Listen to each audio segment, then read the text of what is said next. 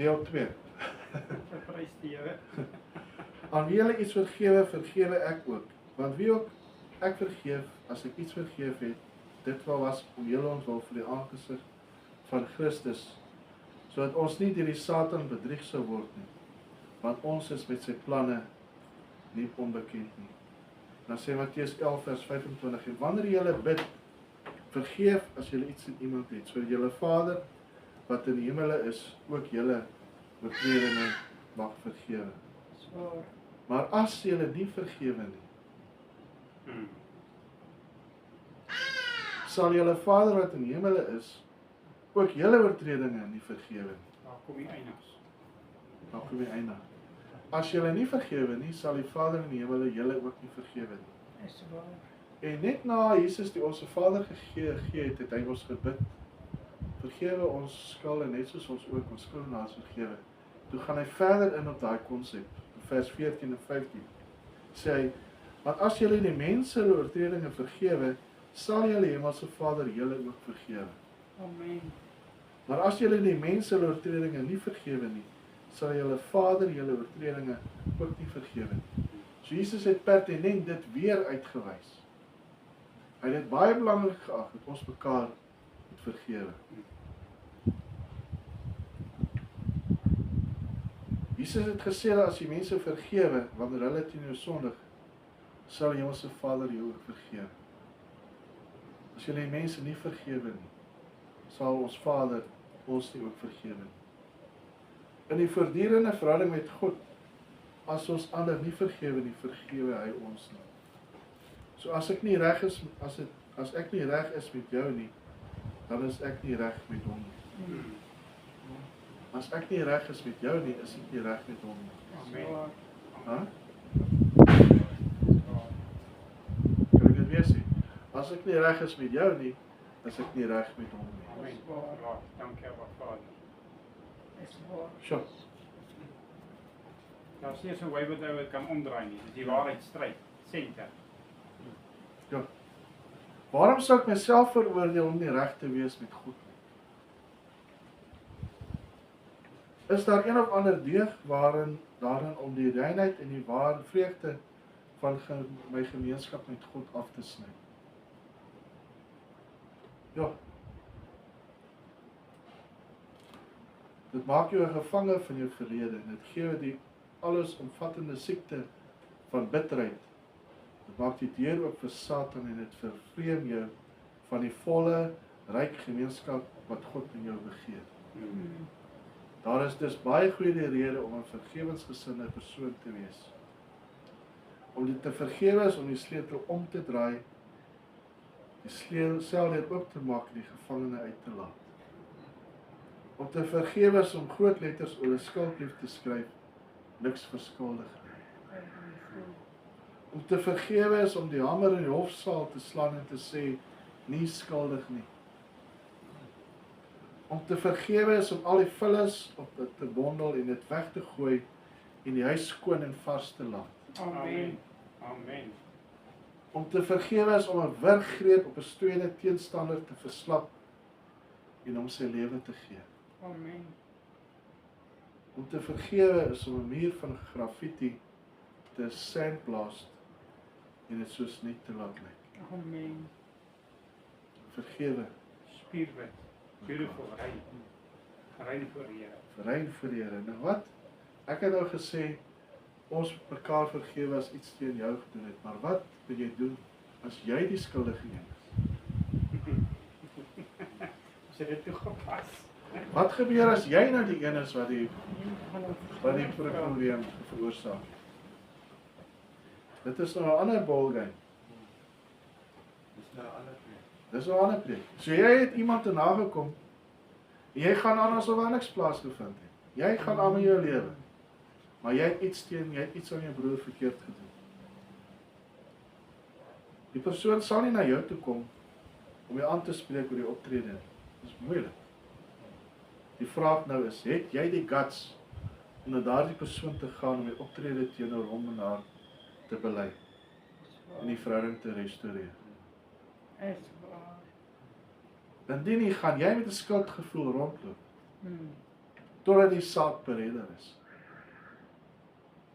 Mm. Dis net te sê, as die Heilige Gees, as jy na die Heilige Gees luister. Is waar. Het julle almal van ons ry in karre? Het julle karre ook daai rooi liggie wat aangaan as jy nie jou veiligheidsgordel aansit? As so pliep pliep. Hy het so 'n alarmpie wat aangaan as Nee, myne is te oud. Julle ken daai alarm. Ja. Wat gebeur as jy daai alarmpie ignoreer? Daai alarmpie gaan later al so hard raak dat jy nou noodgedwonge die veiligheidsgordel moet aansit. Die veiligheidsgordel is daar vir jou beskerming. Is waar. Maar ander ouers ignoreer dit want hy sê maar die dingetjie sal na soos ons kar na 30-40 sekondes wat hy gebiep het, gaan hy dood. Dan blaas hy nie meer. Sê nee, hy sal nou doodgaan. Ek worry nie meer daaroor. Dit is die werk van die Heilige Gees in ons lewens. Die Heilige Gees praat met ons elke dag. Hy praat met ons, doen dit. Vir ons eie beskerming, vir ons eie beswil. Amen. Maar wat gebeur as jy die stem van die Heilige Gees bly ignoreer? Mm. Jou ore gaan toeraak. Jy gaan nie meer die stem van die Heilige Gees hoor nie. Of jy sit jou musiek so hard aan dat jy nie na alarm hoor nie. Jy hou jouself besig met allerlei ander goed, dat jy net die stem van die Heilige Gees nie in jou lewe moet hoor nie, want jy het iets verkeerd gedoen aan iemand. Die Heilige Gees kla jou aan. Amen. Gaan maak reg met daai man. Gaan maak reg met daai vrou wat jy iets aan verkeerd gedoen het. Maar hy probeer dit ignoreer. Dit werk later. Jy ignoreer dit. Dan raak die stem van die Heilige Gees stil. Maar daai persoon wat jy iets aan gedoen het, loop rond met 'n wrokgevoel teenoor jou. Is waar. Hy wrokgevoel het al sement geword in sy hart. Maar jy gaan aan asof daar niks verkeerd is. Laat die daar. Ons gaan maar aan. Worry nie. Heilige Gees het stil geraak. Onthou, wanneer ons ons sondes bely, is Jesus getrou om ons te vergewe. Maar soms moet ons die stap neem om na ons medemens te gaan en te bely Is waar. waar ons teenoor hulle gesondig het. Is waar. Matteus 5 sê Jesus die volgende. Ja, vers 23 en 24. Julle kan hom maar in rooi omsirkel. As jy dan jou gawe na die altaar bring en dit jou daar byval dat jou broeder iets teen jou het, Amen.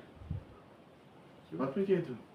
Belofte. Laat jou gawe daar voor die altaar bly en gaan versoen jou eers met jou broeder en kom dan en bring jou gawe. Amen.